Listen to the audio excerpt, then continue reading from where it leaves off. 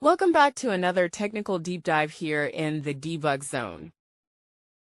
Today we're tackling a big question and breaking it down with insights from other users. Hopefully this clears up some misconceptions and helps you get the answer you need. So buckle up, stay a little curious, and let's jump right in.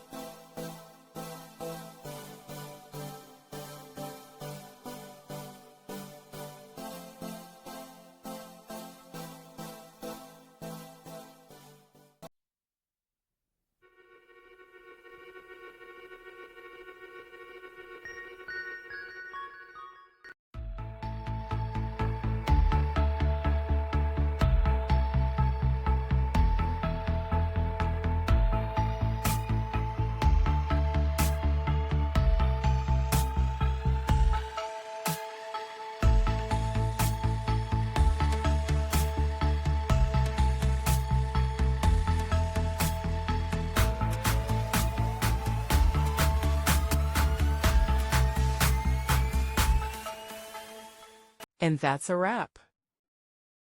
I hope you found the answer you were looking for. If you did, take a second to hit that subscribe button. It really helps out. And let me know in the comments which solution worked best for you. See you next time in the debug zone.